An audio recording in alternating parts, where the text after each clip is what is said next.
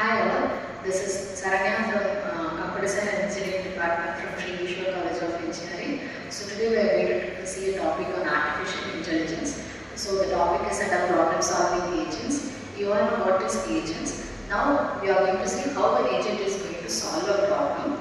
So agent will have the possible path in an environment. So agent will have a state space where the possible path will be shown to the agent. Then the agent is going to start traveling to the path. The start state will have the starting stage of an agent, and then it will pass on to the available path. Then it will reach a goal state. So the goal state will have a current where it look like the current state, and it will check whether the goal state is reached or not.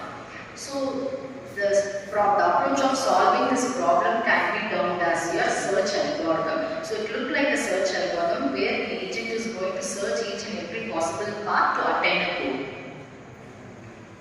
So under the search algorithms, we have two different types where it is uninformed search and informed search. What is uninformed search means? Uninformed search means an agent will not have any further information rather than a problem statement. So with the help of problem statement, agent is going to approach the possible states to reach the goal destination. So here in uninformed search, we have a number of different methods for solving the agent's problem. First is your breadth first search, depth first search, bidirectional, depth limiter, iterative deepening, and uniform cross search. So today we are going to see about uninformed search algorithms where it doesn't have any proper guarantee of steps to reach the solution. But it has a strategy like how an agent is going to approach to the next state can be determined with the help of these approaches. So first is your uninformed research. So this is your uninformed research where it doesn't have any guidance or instructions regarding how it is going to solve the next step. So these are all the types of methods. First is your breadth first search. So from the term itself you can understand your agent is going to approach the next state space using this breadth wise because of the term of breadth first search. So here all the actions, as it doesn't have any travel cost of traveling from one state to the other state, each and every travel from the environment will be of equal cost. So this breadth first search will be suitable as each and every cost will be of same cost for traveling from one state to the other state. So it expands the root node first. So initially your agent will start searching the path from the root node, then it is followed by the left and right node of your tree, and then it goes on. So in this system approach will ensures the completeness even if it is of infinite state space. Even though if you have infinite state spaces to approach your goal state, it is of this solution, this approach of solving the problem will give you completeness. And then this is implemented as breadth first search where the evaluation function will be represented in terms of depth and breadth. So what is in terms of depth means? Depth indicates the number of actions it has taken to reach your goal state. So here we have an example where your agent is going to travel to your goal state through breadth wise. So consider you have an agent where the agent is at the initial state of A and it has to travel towards the next state which is of B. And after B it will be traveled to C because it is of breadth wise. So initially after A the agent will move to B, then to C. Each and every time when the agent is moved to the next state, it will check whether it has reached the goal or not. If it has not reached the goal, then it will move on to the next success states. So it will go on till it completes the goal state. So this is how your agent can travel from your starting state to your goal state. So the applications of this BFS are web crawlers in your networking and network broadcasting, AI game development, puzzle-based navigation, and social network analysis and GPS navigation. So all these applications uses only a breadth-wise of approaching your goal state. So these two are two more examples of my agents where it has to reach my goal state. So we can see here from the source node it is traveling to 1, 2, 3. Next after 3 it will go on to 4, 5, 6, 7. Again in this manner it is of breadth-wise where each and every level is being segregated. So this is what about your breadth-first search. The optimality of this breadth-first search is ensured with the help of how much of your depth of your tree is. So it is only your depth determines your cost optimality, and for time and space complexity, for each and every time whenever your depth is being increased, automatically the cost of traveling from source to destination also gets increased. So the time complexity will be order of p power t, where p is your branch factor and d is your depth of your tree.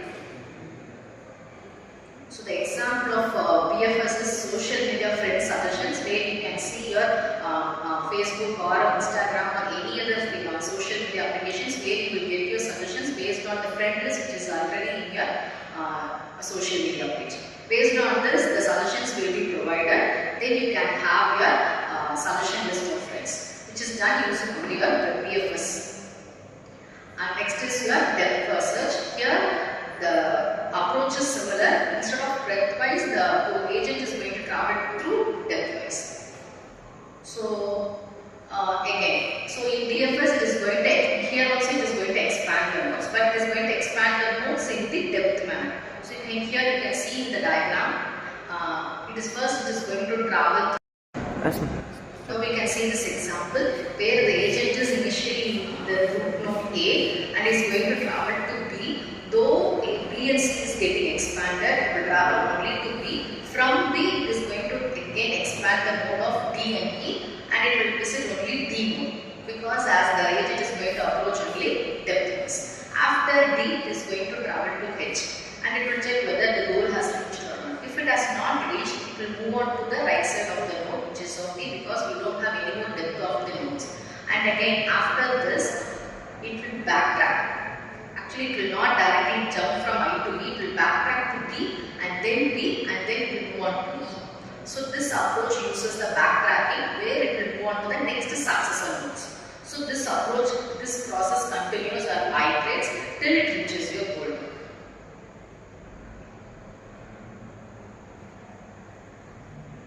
So the example again, few more examples I have listed here with directions. So initially the agent is going to have 0, then it is going to approach to 1 and again 4, then again it is going to backtrack it to find out the next successor nodes, which is of 5. Again backtrack it, again it will backtrack to 0 to find out the next successor 2.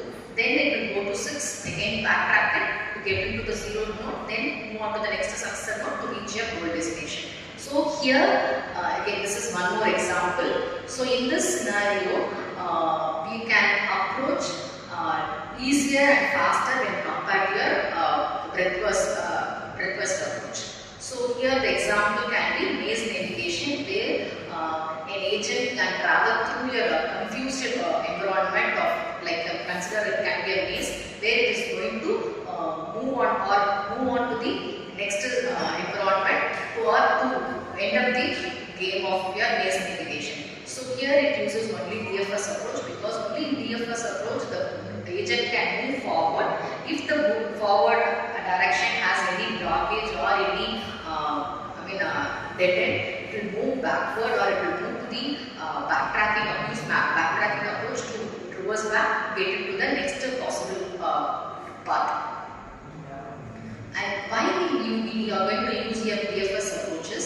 Because it requires only less memory when compared to your BFS. Because BFS requires all the possible moves, though it requires a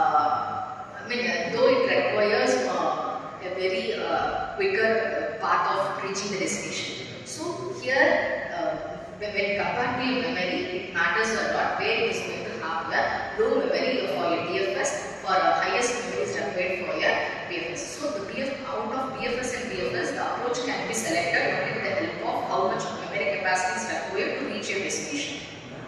Next is your uniform cost search. In uniform cost search, the cost of traveling can be determined with the help of the edge values. So here in this example, it is going to compare the values of the edges. Whichever has the lowest value, that can be traveled towards the next node. So this is how your uniform cost approach will travel to your destination. So here in this example, we have a target or a problem of traveling from Shibuya to Bucharest, where Shibuya is your starting node and Bucharest is your goal node, where your agent has to travel, and agent has two different directions of traveling or reaching to your Bucharest. So agent can reach to any destination, and it will reach the destination only with the limited or less number of cost of traveling to your final node. So here it is going to compare each and every node values. So 80 and 90 with 99, 80 and 99 will be compared. So whichever is lowest, that will be moved forward.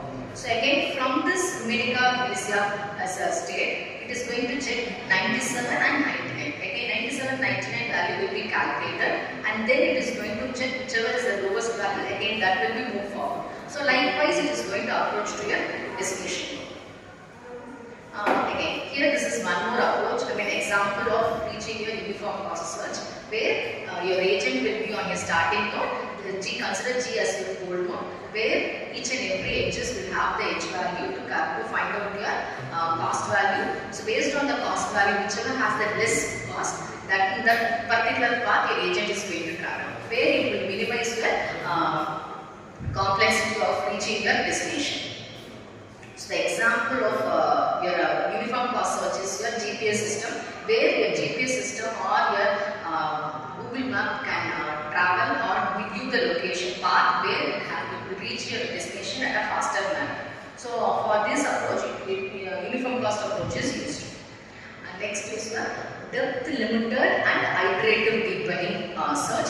So from the term itself, you can understand it is an extension of your depth first search, where we are going to limit your depth. So in depth first search, we are going to have n number of depths. So here I am going to limit the number of depth. Based on the limiting, then searches can also be minimized. So for example, if I need to define the depth as 1, it means I am going to stop the depth value with first level. Then it will check whether the destination is under depth 1. If not, again the depth limit will be increased to 1. Again, now the depth limit is 2. Again, I will do the depth. I will pass to the agent in the depth first search manner. But the limit of the depth is only. If the goal has reached, then it will stop my depth, such that I can reduce the complexity. Instead of reaching to the end of the destination leaf node, I can limit the depth such that I can reach my destination in a less number of searches, which is called depth limited search. Next is iterative deepening. So it is like you are going to iterate the number of depths that you are going to increase it in a similar manner. So here I am going to use iterative deepening, where the number of depths can be increased in an iterative manner. It doesn't mean you are going to end the depth with a limited depth. So for example, if in my tree if I have only 5 depth limit, I can increase it 2 by 2. First my depth limit can be 2, then I can increase it to 2, again I can increase it to 2. So depth iterative deepening is like I am going to iterate my depth limit based on the goal state. So the example here is, so here I am using depth limiter. So here the difference between your BFS and TFS, because as you are going to have a similar approach, your depth first search is going to travel only through the adjacent node. It is adjacent nodes. But in BFS it is going to have more space, because it is going to take all the branches, because it is going to visit all the branches of my tree. So this requires more space when compared to DFS. So the applications uses DFS applications use DFS approach to reach the solution rather than DFS. And this is one more example of iterative deepening, where my goal state is in level 2. Initially we do not know where my goal state is, though I know the level of here, level 2 as here as my destination node. So initially based on the total number of depth, I can fix the initial depth limit based on my total number of depth. So initially, as it is only of 3 level, initially I start with 1, again I will iterate or increase the depth level to 2, again I iterate to 3. As I have only limited number of depth, I can increase my depth level to 1 by 1. If I have too many depth limit, I can have iteration to plus 2 or plus 3. This depends upon the total number of depth limit. So this is called iterative deepening. So here in this iterative deepening, I can use a 15 cross puzzle game where the number of numbers will be arranged in scattered manner, where I need to arrange the numbers in 1, 2, 3 or out of 15%. So this is useful if you have your iterative deepening depth limited search. For this game approach, I can use my iterative deepening. And last is my bidirectional search. So in this bidirectional search, my agent will be traveling in 2 directions. That is why this term as bidirectional search. So here, consider this diagram, my agent is traveling from A, also from O.